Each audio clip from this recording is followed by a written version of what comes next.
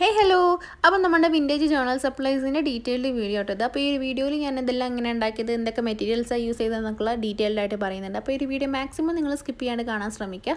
നിങ്ങൾ അഥവാ സ്കിപ്പ് ചെയ്ത് കഴിഞ്ഞാൽ തന്നെ ചിലപ്പോൾ നിങ്ങൾ സ്കിപ്പ് ചെയ്താൽ ഞാൻ ഉണ്ടാക്കുന്ന ഒരു ഐറ്റത്തിൻ്റെ കംപ്ലീറ്റ് വീഡിയോ ആയിരിക്കും. കാരണം ഞാൻ ഈ വീഡിയോ കുറച്ച് സ്പീഡിലാണ് ഉണ്ടാക്കിയിട്ടുള്ളത്.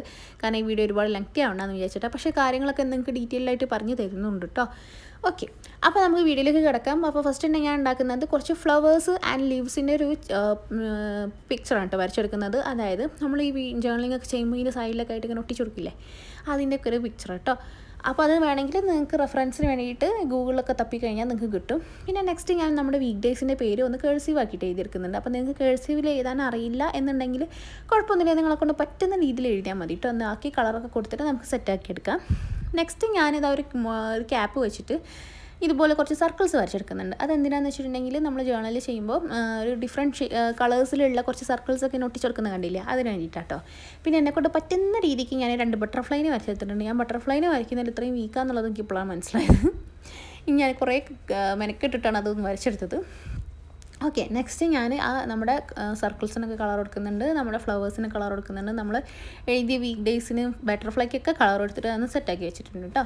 അപ്പോൾ ഫസ്റ്റത്തെ ഒരു സെറ്റ് ഓഫ് ജേർണൽ സപ്ലൈസ് ഇവിടെ റെഡി ആയിട്ടുണ്ട്. നെക്സ്റ്റ് നമ്മൾ പറയുന്നത് ഞാനൊരു ഹാർട്ട് വരച്ചെടുക്കുന്നുണ്ട്. പിന്നെ ഒരു ബ്രൗൺ കളർ ഷെയ്ഡ്സ് ആട്ടോ ഞാൻ കൂടുതൽ ഇതിൽ യൂസ് ചെയ്യുന്നത്, വിൻറ്റേജ് അല്ലേ. അപ്പോൾ അതിന് ബ്രൗണിൻ്റെ ഡിഫറെൻറ്റ് ഷെയ്ഡ്സ് യൂസ് ചെയ്തിട്ടാണ് ഞാൻ ചെയ്യുന്നത്. അപ്പോൾ ബ്രൗണിൻ്റെ ലൈറ്റർ കളർ ഷെയ്ഡ് ബേസ് ആയിട്ട് കൊടുത്തിട്ട് അതിൽ കുറച്ച് കേഴ്സീവ് ആയിട്ടിട്ട് ഒരു കോട്ട് എഴുതി കൊടുക്കുന്നുണ്ട്. നെക്സ്റ്റ് ഞാനൊരു പോയാണ് എഴുതി കൊടുത്തത്, വേറൊരു ബ്രൗണിൻ്റെ ഷെയ്ഡ് ബേസ് ആയിട്ട് കൊടുത്തിട്ട്. അപ്പോൾ നിങ്ങൾക്ക് നിങ്ങളുടെ ഇഷ്ടത്തിനനുസരിച്ച് ഇനിയിപ്പം സ്കെച്ച് തന്നെ യൂസ് ചെയ്യണമെന്നില്ല, പെയിൻ്റൊക്കെ യൂസ് ചെയ്തിട്ട് നിങ്ങൾക്ക് ചെയ്യാൻ പറ്റും കേട്ടോ. അതായത് ബ്രൗൺ കളറിലേക്ക് ലേശം വൈറ്റ് കളർ ആഡ് ചെയ്ത് ലൈറ്റ് കളർ ആക്കാം, അല്ലെങ്കിൽ ലേശം റെഡൊക്കെ ആഡ് ചെയ്തിട്ട് ഡാർക്ക് ആക്കാൻ ഒക്കെ പറ്റും കേട്ടോ. അപ്പോൾ അതൊക്കെ അങ്ങനെ ചെയ്യാൻ പറ്റുന്നവർ അങ്ങനെ ചെയ്താൽ മതി, പെയിൻറ്റ് ചെയ്തിട്ട് ചെയ്താൽ മതി കേട്ടോ.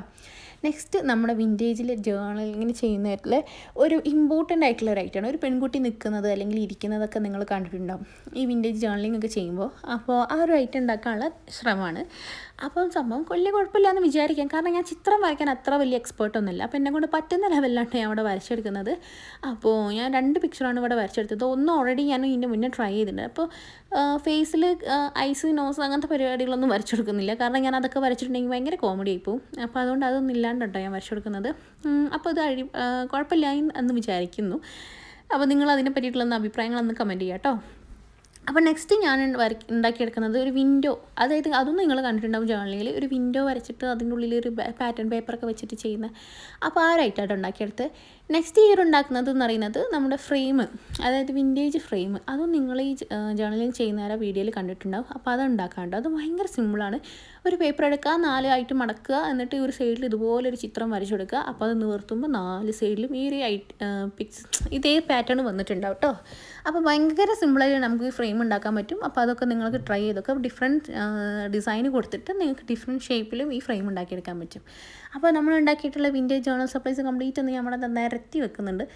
അപ്പോൾ നമ്മൾ വരച്ചിട്ടുള്ള കേഴ്സീവിലുള്ള ആ ഒരു ചെറിയൊരു നോട്ട് പോലത്തെ സംഭവം, പിന്നെ ഹാർട്ട് തന്നെ ഞാൻ ഡിഫറെൻറ്റ് ഷെയ്ഡിൽ, അതായത് ഡിഫറെൻറ്റ് മോഡലിലൊക്കെ വരച്ചെടുത്തിട്ടുള്ളതുണ്ട്. പിന്നെ ഇതുപോലെ കുറച്ച് കോട്ട്സുകൾ ഞാനിങ്ങനെ ഓരോ കളറിൽ ഇങ്ങനെ കൊടുത്തിട്ട് പേപ്പറിൽ വരച്ചിട്ട് ചെയ്തത് അതുണ്ട്. പിന്നെ ചെറിയൊരു ടാഗ്, ഒരു ബോട്ടിൽ പോലത്തെ ഒരു ടാഗ് കാണാം, അതും വളരെ സിമ്പിളായിട്ട് ഒരു ബോട്ടിലിൻ്റെ ഷേപ്പ് വരയ്ക്കുക, ഒരു ഹോള് പഞ്ച് ചെയ്യുക, എന്നിട്ട് ഇതുപോലെ ഒന്ന് ഉണ്ടാക്കിയാൽ മതി. പിന്നെ ഫ്രെയിം തന്നെ 2-3 ഞാൻ വേറെ ഉണ്ടാക്കിയിട്ടുണ്ട്.